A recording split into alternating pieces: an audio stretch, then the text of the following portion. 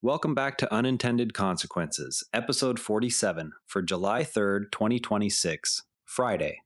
Let's wrap the week with a story that has a real lesson in it. Smokey Bear urged Americans to stamp out every spark and turned manageable forests into fuel for megafires that now consume the agency's budget. On August 5th, 1910, the Big Burn raced across 3 million acres of Idaho and Montana in 2 days. The scale of that single event, moving so quickly across such a wide area, left federal foresters with a clear impression that fires left to run could overwhelm both standing timber and nearby settlements. It killed 87 people, and that human cost, combined with the visible loss of merchantable wood, shaped how later leaders thought about any ignition at all. 35 years later, the U.S. Forest Service placed a bear in a ranger hat on posters with the command, "Only you can prevent forest fires." The policy that followed treated every ignition as an emergency to be extinguished by 10 a.m. the next day, an operational target that crews were expected to meet regardless of terrain or weather. In the 1910 catastrophe and a series of wartime conflagrations in the 1940s, Forest Service leaders saw the nation's remaining commercial timber stands at risk. They worked through the arithmetic of replacement. If another large fire removed several million board feet of saw timber, the time required for new growth to reach harvestable size would stretch well beyond the planning horizons of mills and rural communities. They concluded that another uncontrolled burn could not be tolerated. In 1935, the agency formalized the 10 a.m. policy, directing every district to have a fire under control by 10 o'clock the morning after it was reported. The rule was straightforward on paper. Crews would marshal whatever resources were available, ground teams, early aircraft, or pack animals, to meet that deadline. Smokey Bear, introduced in 1944 by the Forest Service and the Wartime Advertising Council, translated that rule into a public ethic. Fire itself became the enemy, not merely a tool that sometimes escaped control.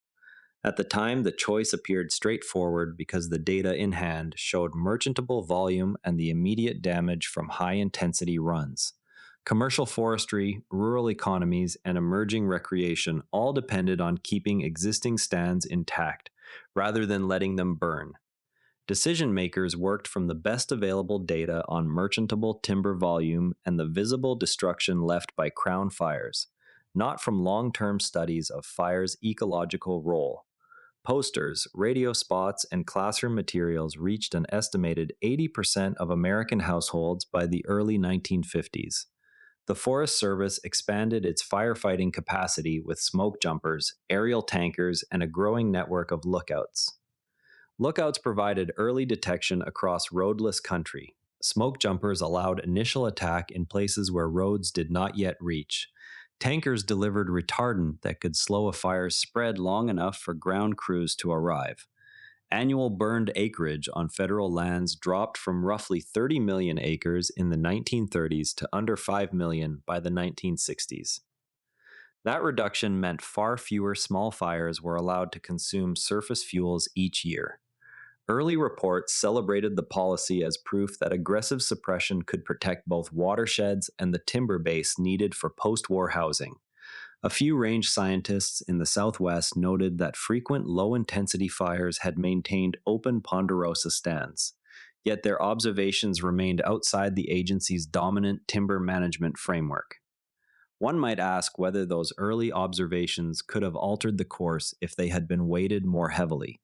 But the agency's primary mandate at the time centered on timber volume and watershed protection, not on restoring historical fire intervals. Without the regular, low-intensity burns that had cleared needles and brush for centuries, surface fuels accumulated at rates of roughly 1 to 2 tons per acre per decade in many western forests. Consider what that means over time. After 30 years, the added load could reach 3 to 6 tons per acre. After 60 years, the figure doubles again. The material in question includes fallen needles, small branches, and shrubs that once burned away every few years. When ignitions finally escaped initial attack, they encountered continuous ladders of dead wood that carried flames into the canopy. These latter fuels, small understory trees, and standing dead stems allowed surface fires to transition into crown fires that moved through the tops of larger trees. These crown fires produced heat that sterilized soils to depths of several inches, killing roots and seed banks that might otherwise have supported regrowth. By the 1970s, stands that once supported 40 to 60 trees per acre now held 300 to 600 stems, each competing for the same water and nutrients. The arithmetic here is simple. The same site resources spread across 5 to 10 times as many trunks leaves each tree smaller and more stressed, creating conditions where mortality from drought or insects rises. The 1988 Yellowstone fires, which burned more than 1.3 million acres despite the agency's full suppression effort, marked the first nationally visible demonstration that decades of exclusion had altered fire behavior. Subsequent megafires, the 2002 Biscuit Fire, the 2013 Rim Fire, and the 2020 August Complex, each consumed more than 400,000 acres and released carbon stores accumulated over a century of fire absence. The Forest Service's fire suppression budget, roughly 16% of total agency spending in 1995, rose above 50% by 2020. That shift diverted resources from reforestation and thinning projects that might have reduced future risk. Money spent on engines, aircraft, and overtime could not simultaneously fund the crews needed to cut ladder fuels or conduct controlled burns. In 1968, the Forest Service began limited experiments with prescribed fire in the South and Southwest.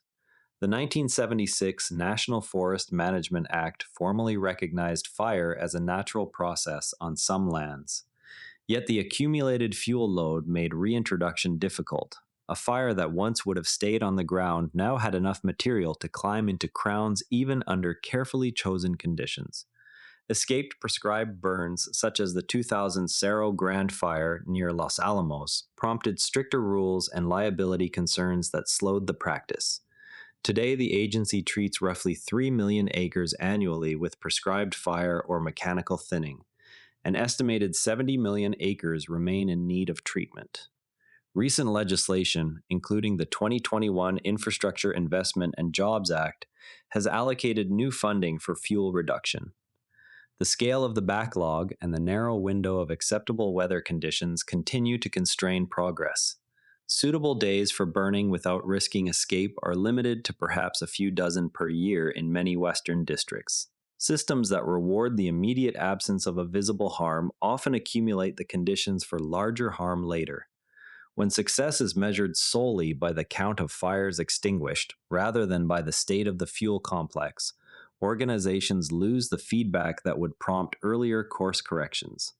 One might wonder whether simply increasing suppression resources indefinitely could offset the growing fuel loads, but each additional dollar spent on emergency response still leaves the underlying accumulation untouched. The same pattern appears whenever a single metric, student test scores, quarterly earnings, or zero visible homelessness, drives policy without reference to the broader system those metrics are meant to serve. The remaining question is whether institutions can shift resources toward the slower, less photogenic work of restoring process before the next ignition arrives. That's unintended consequences for today. If this episode gave you something to think about, share it with a friend who'd appreciate the story. Subscribe wherever you listen, and we'll be back tomorrow with another case. And if you'd rather watch than listen, find us on YouTube at NARA Network, links in the show notes. And before you go, this show is part of the NARA Network, a family of daily podcasts on tech, science, and markets, each one a short, sharp briefing you can finish on the commute. If today earned its place in your feed, here's your next listen. SpaceX Daily, the daily companion for following SpaceX as a public company, from Starship to the stock ticker. Find every show free at naranetwork.com. This episode used AI voice synthesis of my voice. Editorial selection and analysis are my own.